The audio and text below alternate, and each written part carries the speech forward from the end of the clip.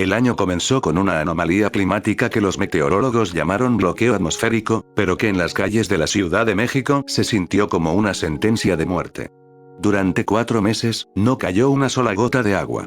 El asfalto se agrietó y el aire se volvió un soplete que secaba la humedad de los pulmones. En la vecindad de la calle 72, las paredes de adobe y madera vieja empezaron a contraerse, abriendo fisuras que no se habían visto en décadas. Esas grietas eran bocas hambrientas esperando ser llenadas. Bajo el suelo, el ecosistema estaba colapsando. El calor extremo obligó a los Centruroides limpidus, una especie de alacrán de corteza extremadamente venenosa y adaptable, a migrar hacia arriba. No buscaban atacar, buscaban el frescor relativo de las viviendas humanas y la humedad de las cañerías. Don Ramón fue el primero en notar algo extraño. Al mover un huacal de madera en su patio, vio un destello ocre. Era un ejemplar grande, de unos 8 centímetros, con las pinzas delgadas y la cola gorda y segmentada. Lo aplastó con el tacón, escuchando un crujido seco, como el de una hoja seca. No le dio importancia, ignorando que ese individuo era el heraldo de una invasión sin precedentes. La primera noche de la verdadera infestación comenzó con un sonido. No era un ruido fuerte, sino un susurro constante, un roce rítmico de miles de patas diminutas contra el papel tapiz y la madera. El chavo, que dormía en su barril, sentía que la madera vibraba debajo de él. Al encender un cerillo, vio con horror que el suelo del patio parecía tener movimiento propio. Una alfombra de puntos amarillentos se desplazaba desde las coladeras hacia los muros. Los alacranes no se movían con prisa, lo hacían con una confianza aterradora. Eran miles. Al ser animales lucífugos, la oscuridad del patio era su dominio. El chavo saltó fuera de su barril, pero al pisar el suelo, sintió varios pinchazos agudos en los tobillos. El dolor no fue inmediato, primero fue un calor intenso, seguido de una punzada eléctrica que le recorrió las piernas.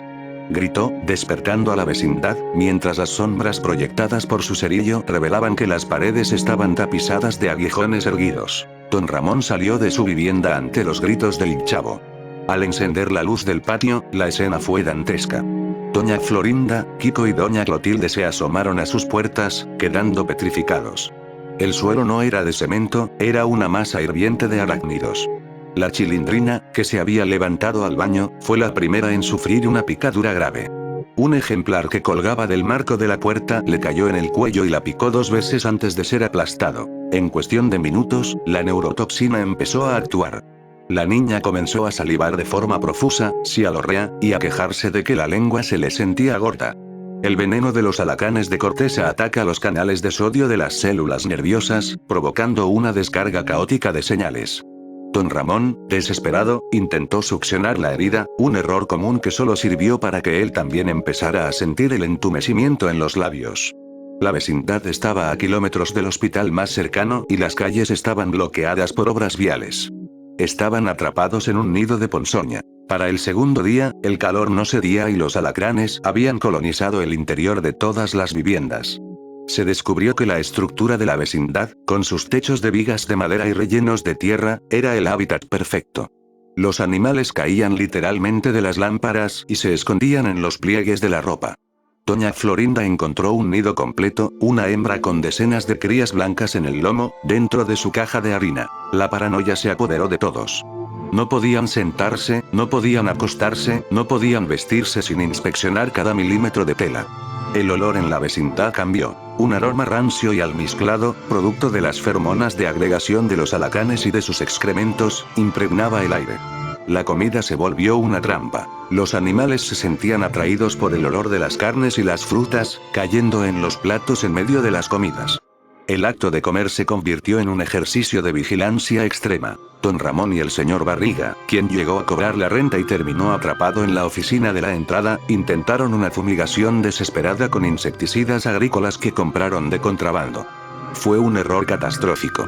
El químico no era lo suficientemente fuerte para matarlos al instante, pero sí para irritarlos.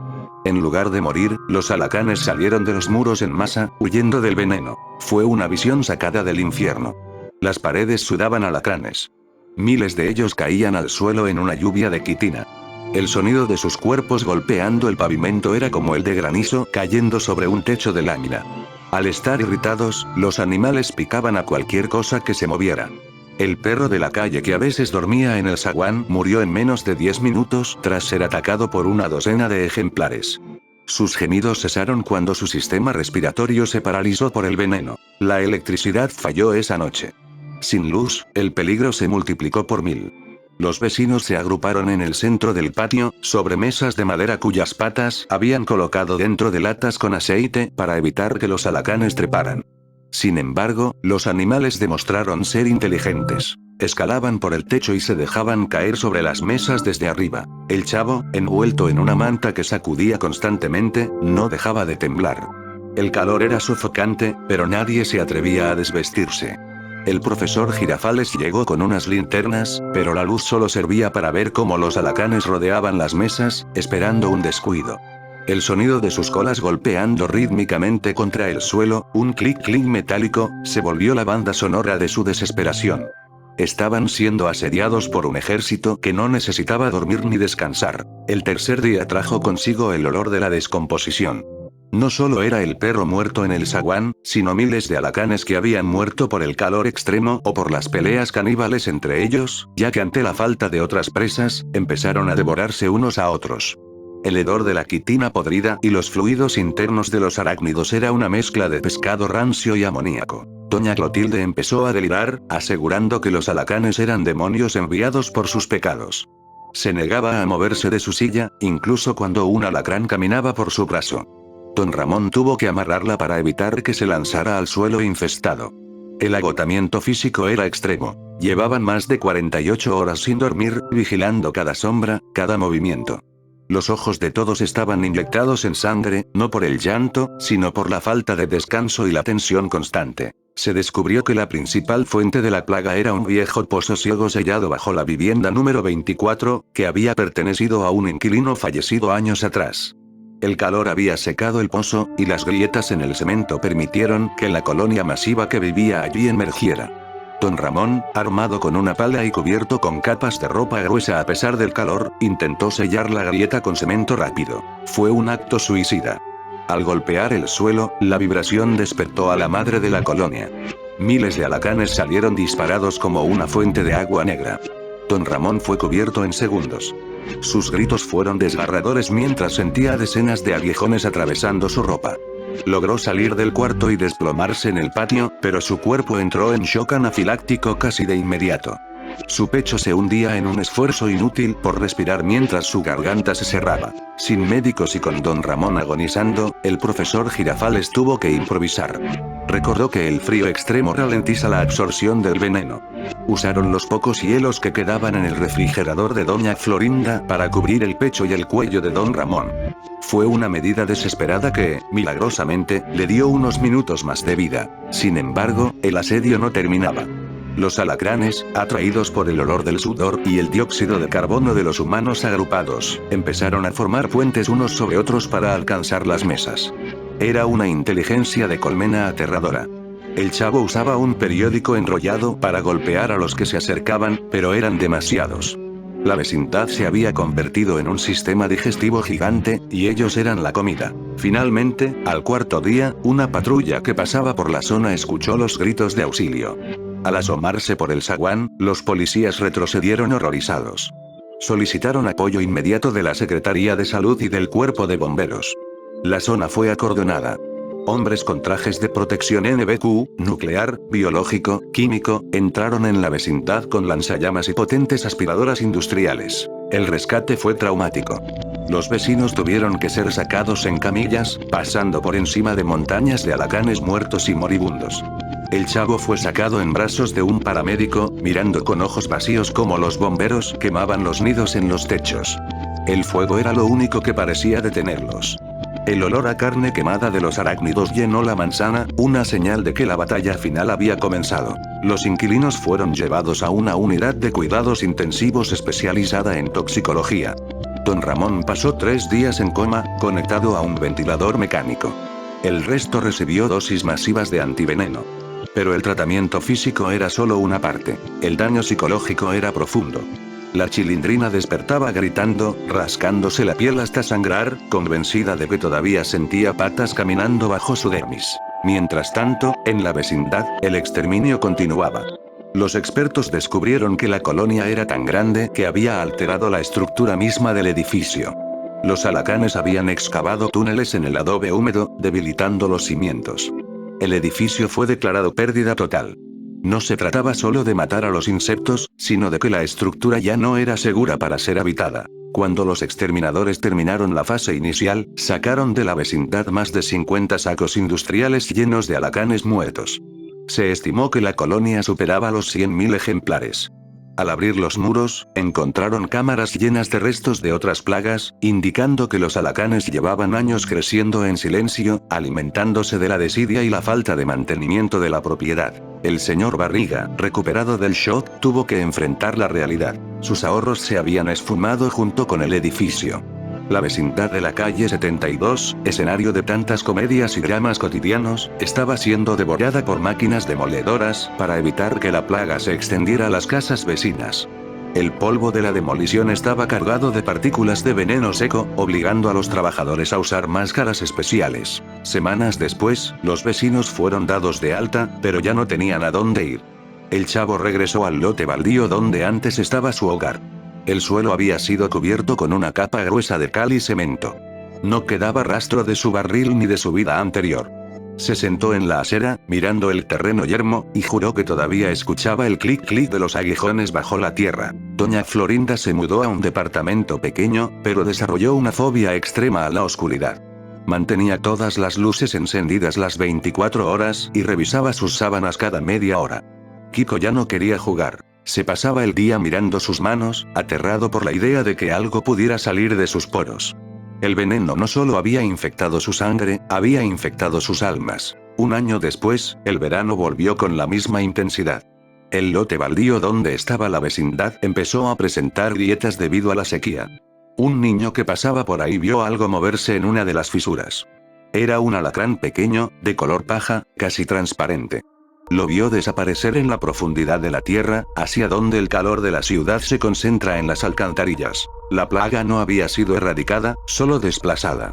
En las profundidades de la Ciudad de México, los nidos se estaban volviendo a llenar. La historia de la vecindad fue una advertencia que nadie quiso escuchar. La naturaleza no perdona el descuido. Los alacanes siguen ahí, esperando la próxima grieta, la próxima ola de calor, el próximo momento de debilidad humana para recordarles quiénes son los verdaderos dueños de la tierra. Don Ramón nunca volvió a ser el mismo. El veneno había dejado secuelas en su sistema nervioso. Sus manos temblaban constantemente y su voz se había vuelto un susurro rasposo. Vivía con la Chilindrina en una vecindad lejana, pero cada noche realizaba el mismo ritual. Sellaba la puerta con cinta adhesiva y colocaba trampas de pegamento en cada esquina. Sus ojos, antes llenos de picardía, ahora solo reflejaban un miedo ancestral. La Chilindrina, por su parte, desarrolló una hipersensibilidad al dolor. Cualquier roce mínimo le provocaba una reacción exagerada. Los médicos explicaron que sus receptores nerviosos habían quedado encendidos de forma permanente debido al trauma de las múltiples picaduras.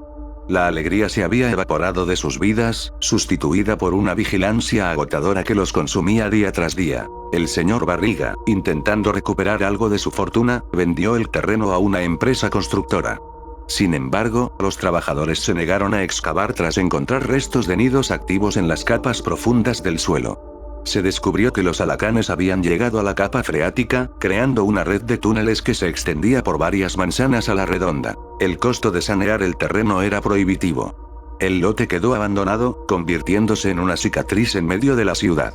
La gente evitaba pasar por esa acera, asegurando que el aire allí era más pesado y que se podía sentir un hormigueo en los pies al acercarse.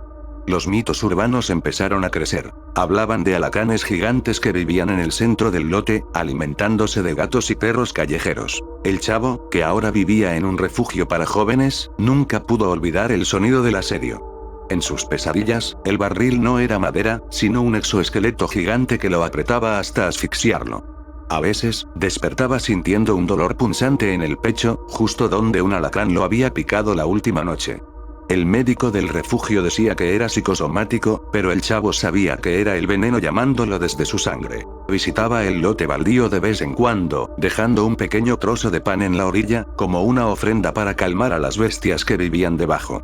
Era su forma de hacer las paces con el horror que le robó su infancia.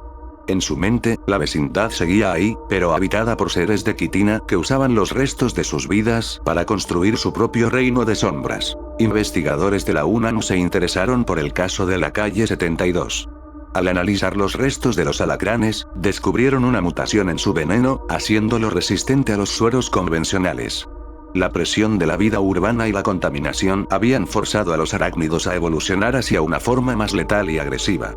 No era solo una infestación, era el nacimiento de una nueva subespecie urbana. Publicaron un estudio titulado El nido de alacranes, un colapso biológico urbano.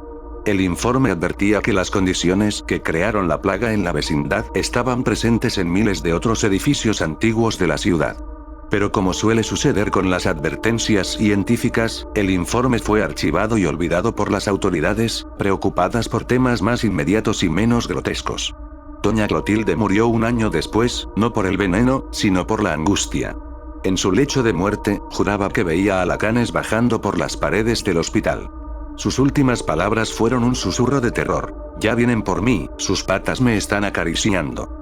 Su muerte fue el cierre simbólico de la era de la vecindad, dejando a los sobrevivientes aún más aislados en su trauma. El profesor Girafales intentó escribir un libro sobre lo sucedido, pero cada vez que se sentaba frente a la máquina de escribir, sus manos empezaban a sudar y el sonido de las teclas le recordaba el choque de las pinzas de los alacranes. Renunció a la idea, prefiriendo sumergirse en el silencio de su biblioteca, rodeado de libros que no hablaban de insectos ni de muerte. Hoy, donde antes estaba la vecindad, solo queda el silencio de un terreno vallado. Pero si uno se detiene lo suficiente y pega el oído al suelo durante una noche de calor extremo, puede escuchar algo. No es el viento, no es el tráfico. Es el sonido de miles de mandíbulas trabajando, de miles de colas golpeando la roca, de una colonia que no ha olvidado el sabor de la carne humana. La crónica de la ponzoña termina aquí, pero la realidad sigue ahí fuera. El nido de alacranes es una historia real que nos recuerda que vivimos sobre un mundo que no nos pertenece, un mundo de sombras y quitina que solo espera a que bajemos la guardia para reclamar su territorio. La vecindad fue solo el primer plato de un festín que aún no ha terminado.